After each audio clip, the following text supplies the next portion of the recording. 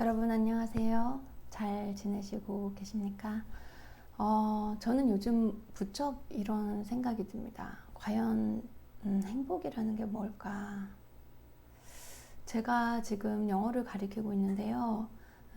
초등학교 고학년, 중학교 1학년생들하고 요즘 얘기를 해보면 제가 이제 항상 그들의 꿈이 무엇인지 물어보거든요. 그러면 본인이 정말 좋아서라기보다는 그냥 약간 부모님의 권유를 따른다든지 아니면 세속적으로 그냥 돈을 많이 버는 직업, 돈을 많이 버는 일을 하고 싶어요. 이런 대답을 듣고는 정말 섬뜩섬뜩 가끔씩 놀라는데요. 정말 우리 사회가 왜 불행한지 알 것 같습니다. 사실 돈을 쫓는 삶은 돈의 노예가 되기 쉽고 진정한 행복을 추구하기 어렵잖아요. 제 예전에 학생 중에 이제 가정 형편이 어려워서 이제 자기는 취업을 할 때 무조건 돈만을 위해서 돈을 많이 주는 데를 가기 위해서 이제 삼성의 반도체 그 연구소로 이제 취직을 했답니다. 그래서 처음에는 뭐 이제 월급도 괜찮고 이제 여러 가지로 만족하는 직장으로 생각하고 이제 직장 생활을 하다가 한 5년을 이제 컴퓨터 앞에서 이렇게 일하다 보니까 본인이 전혀 행복할 수 없는 직업이라는 걸 느꼈다고 합니다. 그래서 정말 돈만을 목표로 하는 삶은 이렇게 결국은 불행하게 만드는 것 같아요. 그래서 그 친구는 이제 영어를 배우는 이유가 이제 이직을 하고 싶고 자기는 사람들하고 만나서 소통하는 걸 좋아하기 때문에 뭐 부동산 쪽으로 해외에 나가서 부동산 쪽으로 뭐 일을 하고 싶다. 그래서 이제 영어를 배운다고 했는데요. 이제 그건 하나의 예지만 그런 사람들이 우리나라에 대한민국에 참 많지 않겠습니까? 그쵸? 어쩔 수 없이 돈을 위해서 자기가 원하는 것을 하지 못하고 좀 세속적으로 살 수밖에 없는 그런 지금 상황에 놓인 사람들이 많을 텐데요. 저는 지금은 이제 저도 이제 정치인이 되기 위해서 준비하는 과정에서 또 생계를 꾸려가야 되기 때문에 영어를 가르치고 있긴 하지만 물론 영어를 가르치면서 보람도 많이 이제 있고 또 우리 다양한 계층에 저는 뭐 10대부터 50대까지 다 있거든요, 학생들이. 그래서 다양한 계층의 그 한국인들과 대화해 보면서 그들의 삶에 대해서 배우고 또 우리 사회를 이해하는 데 많은 도움이 되고 있어요. 사실 그래서 정치하는 데서 많은 도움이 되고 있고 이렇게 솔직하게 그런 다양한 계층이랑 소통해 볼 수 있는 거를 저는 그거 자체가 좋은 정치인이 되기 위한 또 준비의 과정이라고 생각합니다. 그래서 이 정치인이 된다는 건 참 처음에는 정말 이게 생계 유지가 안 되니까 제가 마음껏 진짜 저는 하루에 제 모든 자는 시간 빼고는 다 정치에 쏟아붓고 싶어요. 그렇지만 현실적으로 또 그게 되지 않기 때문에 항상 좀 속상하지만 그래도 제가 미래가 있고 제가 꿈꾸는 목표가 있기 때문에 그래도 하루하루가 행복하지 않나 생각합니다. 그래서 여러분들도 지금 삶이 너무 불행하다면 정말 돈만 쫓고 있는 그런 돈의 노예 같은 삶을 살고 있다면 과감하게 새로운 일에 도전해 보시라 말씀드리고 싶습니다.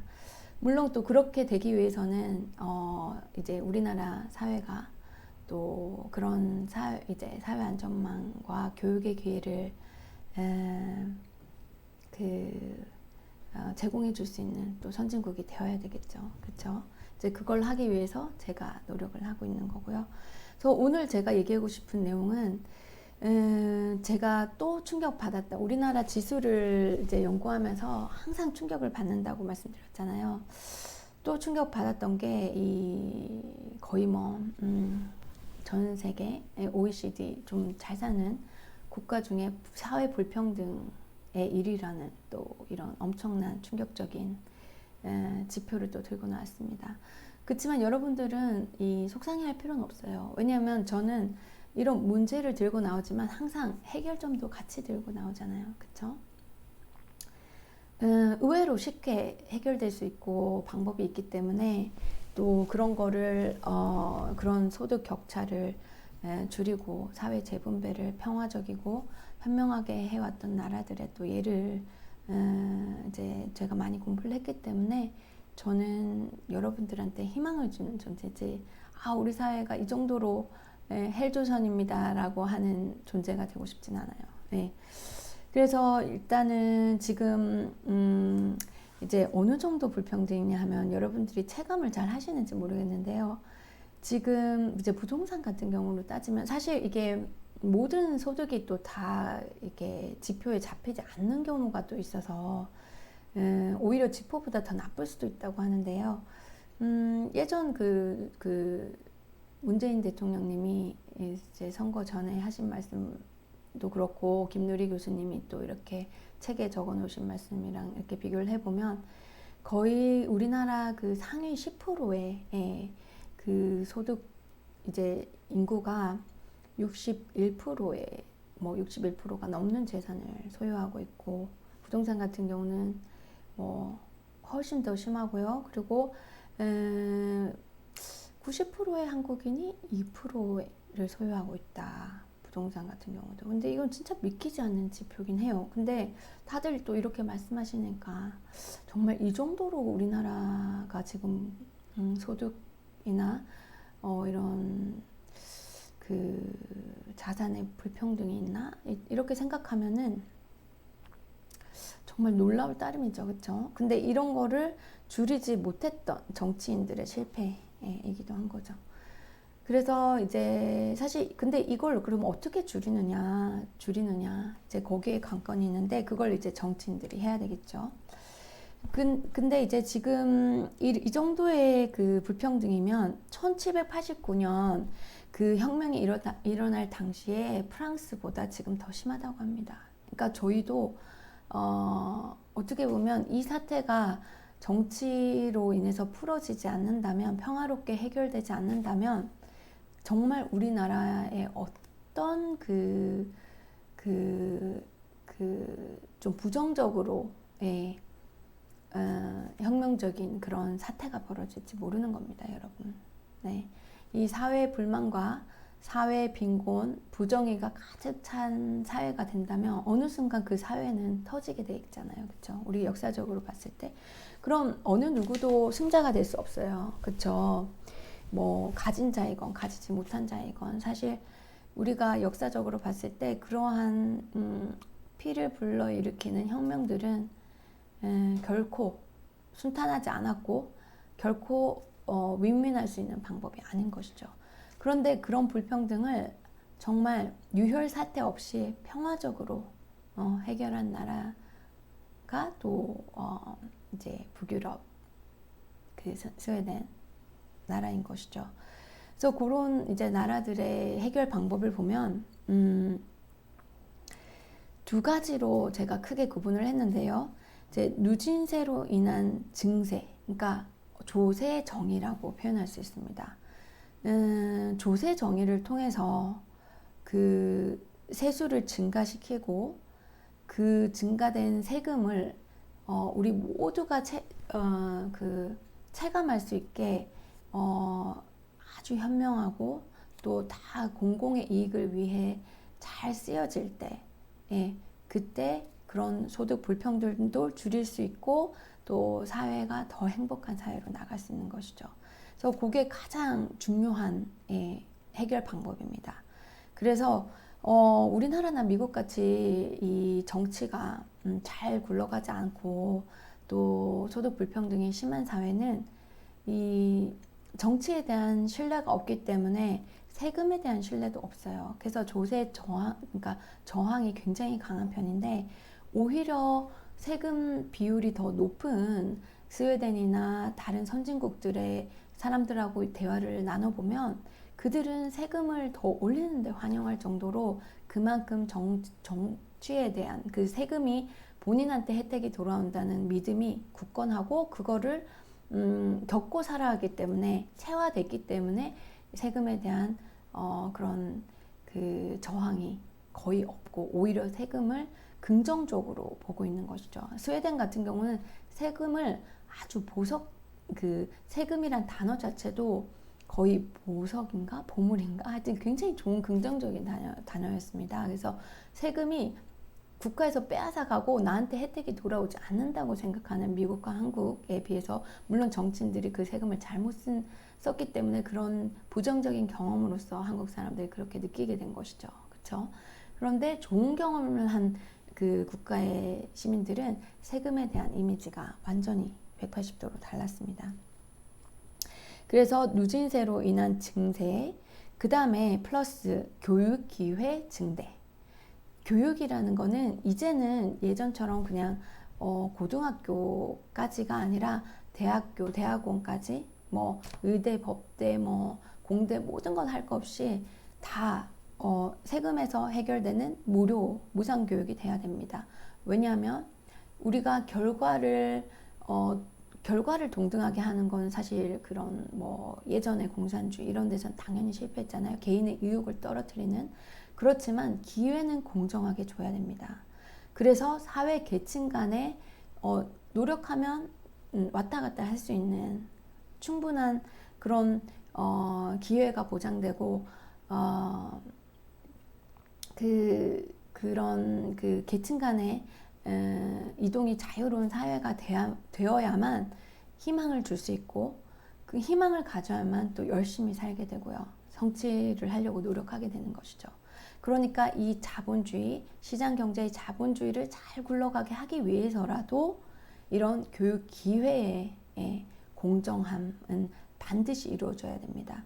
제가 왜 우리나라의 정치가 실패를 하고 제대로 일을 하지 않았다고 단언컨대 얘기하는 이유가 이것조차도 시행을 할 수 있었음에도 불구하고 의지가 있었으면 세금도 충분했고요. 지금 현재 세금만으로도 충분했음에도 불구하고 정치인들이 그 의지 부족인지 실행력 부족인지 이유는 제가 잘 모르겠어요. 그렇지만 실행하지 못했던 거는 이제 제대로 된 진보 정당의 부재 아니었나 생각합니다.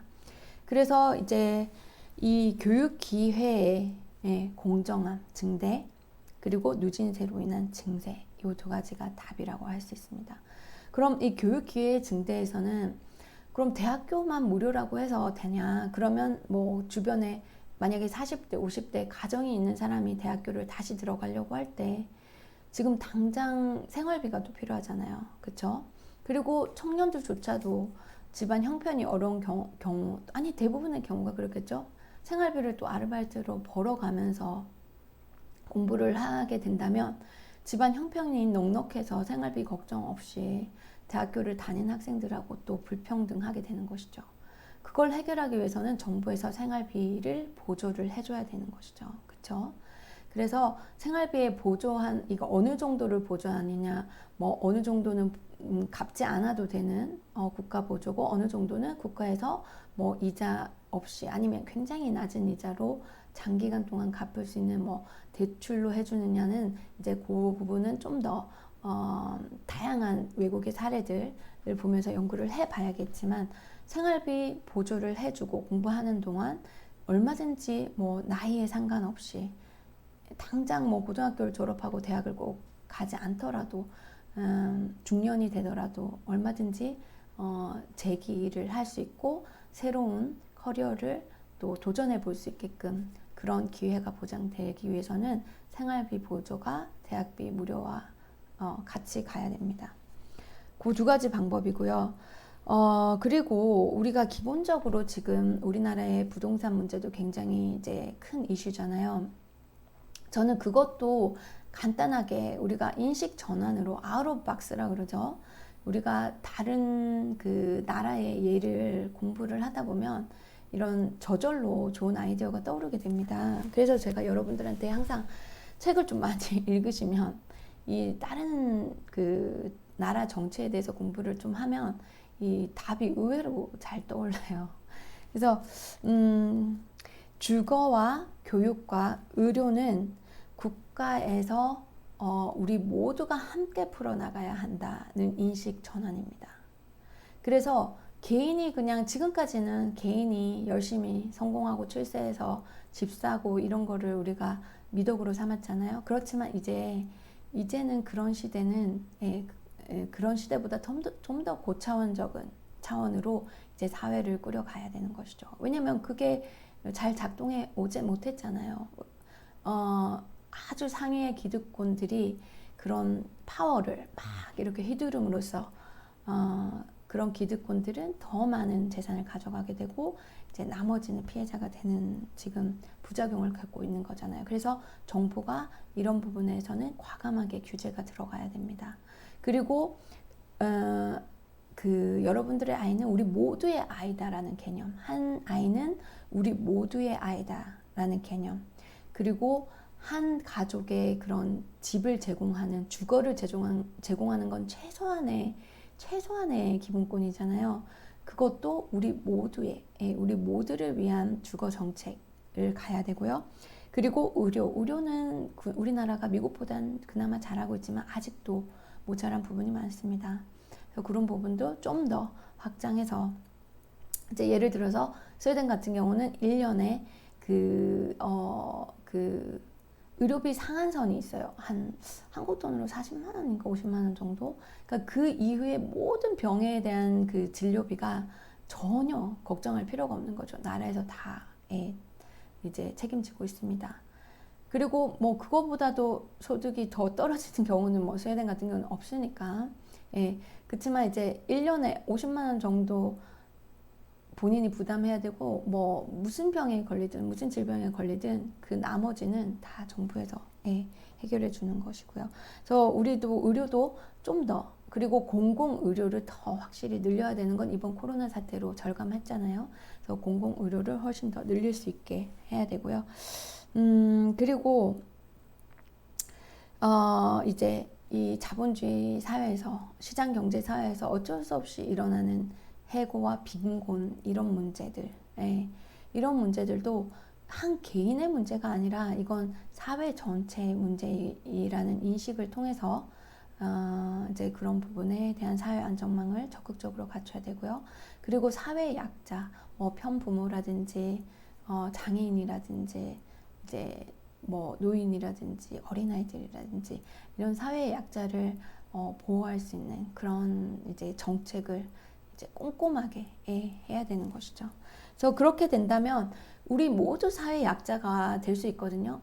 우리 미래를 점칠 수가 없잖아요. 인생이라는 게. 저도 사실 어떻게 보면 편부모로서 아이를 키웠지만 제가 그렇게 될 거라고는 몰랐어요. 저는 어릴 때, 그러니까 뭐 20대까지만 해도 저희 부모님이 너무 저를 좀 온실 속의 하초처럼 키워주셔서 돈에 대한 개념도 없이 살았고요. 뭐 아버지가 뭐 대학교 학비도 다 내주셨고 차 사주시지 생활비 주시지, 저는 아르바이트도 사실 부끄럽지만 한 번도 해보지 못했어요. 그렇게 자라다 보니까 이제 뭐 어쨌든 그런 건 다음에 이제 얘기를 하고 그래서 이 앞날을 알 수가 없는 거예요. 저는 진짜 미국 가서 이제 아이를 혼자 키우면서 정말 제 나름대로는 물론 뭐 더 힘들게 사시는 분 입장에서는 참 어떻게 보면 우습게 볼 수도 있겠지만 저 나름대로 진짜 고생하면서 자랐다고 생각하거든요. 그러니까 자기의 앞날을 모르는 거예요. 자기가 사회 약자가 될 수 없을 거라고, 지금은 뭐 건강하고 잘 살니까 없을 거라 생각하지만 정말 삶은 앞날을 모르는 겁니다. 그래서 여러분들이 어느 순간 사회 약자로 전락하더라도, 아니면 여러분 주위의 가족들이 전락하더라도 사회 안전망이 꼼꼼하게 갖추어져 있는 사회라고 한번 상상을 보세요. 얼마나 마음이 편합니까? 그쵸? 정말 마음이 편하죠. 여러분이 지금 가진 자이건 가지지 못한 자이건 그런 사회를 한번 상상해 보세요. 가진 자에게도 아주 좋은 사회입니다. 왜냐하면 그렇게 되면 이제 그 사회의 범죄율이 떨어지거든요. 사회 불만이 줄어드니까 당연한 결과겠죠. 그럼 사회가 안전해지면 부자들도 더 자기의 삶을 더 누릴 수 있고요. 그리고 많은 사람들이 행복하면 이제 만약에 여러분들이 사업을 하잖아요. 그러면 행복한 사람들이 더 열심히 일하지 않겠습니까? 창의력도 더 높아지고요. 그쵸? 그러면은 뭐 사업도 더 잘 되는 것이고. 그러니까 가진 자이건 가지지 못하이건 강자이건 양자이건 모두에게 위면할 수 있는 것이 이 사회복지 국가입니다. 어쨌든 그래서 이 시장 경제의 자본주의는 그 나름의 강점이 있잖아요. 활력을 주고 성취감을 불러일으킬 수 있고, 그렇죠? 내가 하면 정말 내가 성취할 수 있다, 이런 것들. 그래서 이 시장 경제에 대한 그거 자체를 깬다는 건 저는 별로 찬성하고 있지 않습니다. 다만 이 시장 경제 자본주의를 어떻게 우리가 그 단점은 줄이고 강점은 살릴 수 있느냐, 그 해답이 바로 이 복지 정책, 사회 안전망 정책, 누진세로 인한 증세, 교육 기회 증대, 전체적인 조세 정의, 이런 데서 이제 올 수 있는 것이죠. 그래서 그리고 한 가지 여러분들에 꼭 알려드리고 싶은 거는, 지금 우리가 경제 성장률이 굉장히 저하되고 있지 않습니까? 이 사실 경제 성장을 막는 요소가 사회의 극심한 과도한 불평등입니다. 우리가 경제 성장을 위해서라도 이 불평등은 반드시 줄여줘야 합니다. 이게 굉장히 중요한 포인트입니다. 그래서 이런 부분들을 이제 국민들과 잘 이제 소통을 해야 되는데요. 과연 우리의 언론들이 그런 역할을 잘 해주고 있는지, 정치인들이 그런 역할을 잘 해주고 있는지, 그건 좀 의문입니다. 그래서 그런 부분들을 앞으로 많이 이제 고민을 해서, 사실은 지금은 제가 정당 이제 사람들과 만날 계획을 하고 있지만, 언론 쪽에도 좀 많이 좀 이렇게 소통을 해서 좀 언론의 역할을 단순히 그냥 사건 사고, 그냥 유튜브 같은 경우는 조회수를 늘리기 위한, 아니면 그냥 시청자를 늘리기 위한 그런 사건 사고에 휘말리는 뉴스가 아니라, 이 사회를 진정한 이슈가 뭔지, 그리고 전 세계에 좋은 그런 사회를 좀 이제 예를 들어서 거기에 우리에게 맞게끔 받아들일 수 있는 그런 토론의 장, 그런 정보의 장을 많이 제공할 수 있도록 제가 또 그런 언론들하고의 좀 소통도 제가 해보고 싶습니다. 그래서 어쨌든 이제 그런 해결점이 있는데요. 사실 지금 현재 우리나라가 뭔가 좀 제대로 정책이 되고 있지 않은 이유가 제가 몇 가지로 꼽아봤습니다. 일단 제가 미세먼지 봉사를 하면서 철저하게 느꼈던 문제점 중에 하나가, 공무원들이 한 그 부서에서 오래 있지 않아요. 그러니까 예를 들어서 제가 어제 그런 얘기도 했잖아요. 대북 정책이면 그게 초당적으로 계속 가야 되고, 맡고 있던 사람들이 계속 가야만 일관성이 있고 전문성이 높아지고 효율적인데, 이 공무원들끼리 평균 그 부서에 있는 기간이 18개월밖에 안 된대요. 그러니까 미세먼지 하나만 봐도, 제가 작년에 와가지고 지금까지 이제 활동하는데 지금 미세먼지 담당자들이 계속 바뀌는 거예요. 그래서 제가 그 부산 시민 미세먼지 그 행동에 이제 회의에 나가서, 왜 이렇게 공무원들이 한 자리에 있지 않고 계속 바뀌냐고 했더니, 그 한 자리에 있게 되면 부정부패 때문에 그렇다네요. 그러니까 이게 뭐냐면, 그러니까 근본적인 해결을 안 하고 그거를 좀 이상하게 해결을 하다 보니까, 이 공무원들을 한 부서에 있지 않고 계속 돌려야만 이게 부패가 안 된다는 이런 해결 방식, 저는 진짜 이해가 안 됩니다. 근본적으로 그러면 그 부정부패가 무서워서 부서 이동을 시키니까 일은 더 안 되잖아요. 일이 진척이 안 되잖아요. 그러니까 그런 걸 근본적으로 해결할 수 있도록 노력해야 되겠죠. 그리고 또 대통령의 한 번밖에 없는 임기, 5년 한 번밖에 없는 임기, 이 임기 동안 또 국민들이 지금 삶이 너무 힘드니까 정부에 대한 기대가 또 너무 높잖아요. 그 기대를 충족시켜주고 또 단기간에 또 어떤 성과를 내야 되다 보니까 이 졸속 정책이 또 나올 수밖에 없는 것도 있는 것 같아요. 저는 처음에는 왜 이렇게 부동산 정책도 그렇고 이렇게 좀 약간 너무 그 섣불리 정책이 나오는 거 아닌가라는 생각을 했지만 또 한편으로는 또 이러한 것을 요구하는 국민들의 바람 때문에 또 이게 서로 주거니 받거니 이런 사태가 일어난 건 아닌가. 그리고 한 번밖에 없는 임기, 이 대통령 임기에 뭔가 성과를 내야 된다, 내고 또 바로 또 새로운 선거를 맞이하다 보니까 너무 빨리 이게 뭔가 졸속 정책이 계속 반복되는 것이 아닌가라는 생각이 듭니다. 그래서 이런 근본적인 구조 자체를 또 바꿔야 할 것 같습니다. 그래서 이걸 개헌을 통해서 뭐 좀 잘하는 정부들은 좀 계속적으로 그게 일관성 있게 이제 국민들이 뽑아줄 수 있게끔 그런 또 제도적인 변화도 필요하다고 생각하고요. 그래서 오늘 또 말이 길어졌는데 저는 이제 마지막으로 또 여러분한테 희망을 주는 메시지를 남기고 싶습니다. 그래서 우리가 그러면은 이 방법은 제가 말씀드렸잖아요. 그럼 이 방법을 어떻게 실행을 하느냐. 우선 가장 첫 번째는 국민들하고 소통을 해야 되겠죠. 그러니까 국민들이 항상 답은 한 가지로만 이제 끝나는데 여러분들, 우리 모든 국민들이 정치에 참여를 해야 됩니다. 그래서 이 제대로 된 그냥 프로파간다가 아니라 제대로 된 정보를 습득하고 critical thinking이라고 그러잖아요. 비판적 사고력과 공부하는 자세를 다 함께 이제 가져서 연구를 거듭해서 우리가 이게 정말 우리를 위한 거구나. 이게 세금을 더 올린다는 게 우리에게 뭐를 빼앗아 가는 게 아니라 우리 모두가 잘 살게 하기 위한 거구나. 그리고 세금을 올린다는 게 획일적으로 다 나는 지금 버는 게 없는데 여기서 더 가져가면 어떻게 살라고 이런 개념이 아니라 그게 누진세라는 게 있잖아요. 소득이 높으면 조금 더 내고 소득이 낮은 사람은 오히려 지금 내는 거에서 별로 많이 차이가 없어요. 예를 들어서 스웨덴 같은 경우도 제가 지금 미국에 있을 때 그냥 편부모였고 부동산 이제 상업용 부동산 에이전트 이제 비즈니스 브로커였잖아요.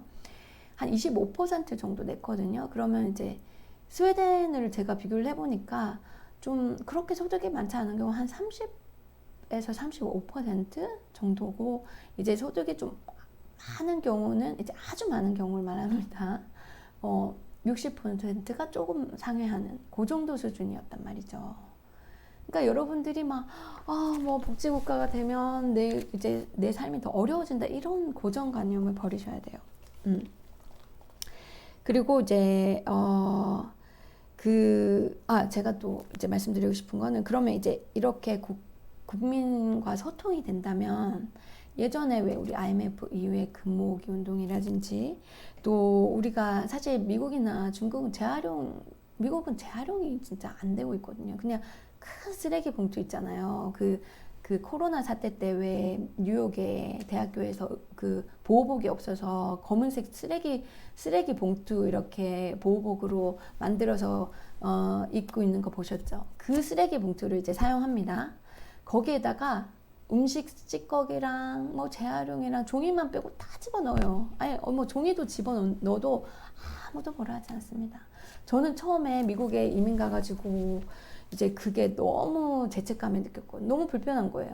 저는 한국에서 재활용을 하던 습관이 들었다 보니까 미국 가서 막 음식물 쓰레기고 재활용이고 다 한꺼번에 집었는데 그거에 적응하는 게 몇 년이 걸렸습니다. 작년에 한국에 오기 전까지만 해도 마음이 불편했어요. 왜 미국에선 이렇게 재활용이 안 될까? 그래서 제가 시에 가서 좀 이런 재활용 운동도 해볼까 했는데 참 먹고 살기 바쁘다 보니까 혼자 아이 키우기 바쁘다 보니까 사실 제가 뜻하는 만큼 하진 못했는데요. 주변 사람들한테 많이 알리긴 했어요. 우리나라는 대한민국이란 나라가 있는데 이제 모르는 사람도 있으니까 이렇게 재활용을 잘한다. 왜 미국에는 재활용을 하지 않느냐. 어쨌든 제가 말하고자 하는 포인트는 촛불 집회. 우리가 사회적 합의만 된다면 우리의 추진력 그리고 우리의 시행력은 정말 세계가 놀라울 정도입니다. 여러분 이걸 한번 생각해 보세요.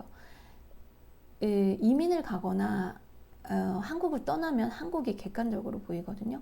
그러면 한국의 나쁜 점도 객관적으로 보이지만 한국의 좋은 점도 객관적으로 보입니다. 우리가 가진 강점이 뭘까요? 세계가 놀라워할 만큼의 추진력, 시행력입니다. 실행력. 여러분 제 말이 안 믿기면요. 우리가 한국 전쟁터 이후에 우린 전쟁을 겪지 못한 세대지만 인터넷에 다 나와 있어요. 한국 전쟁 이후에 한국 그 대한민국의 사진을 한번 보세요.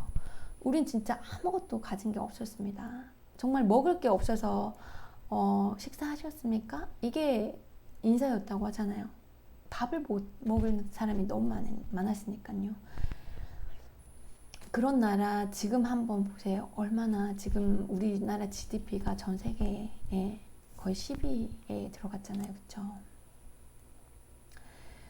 순식간에 지금 뭐 100년도 안 된 역사 속에서 그런 나라로 발돋움했습니다.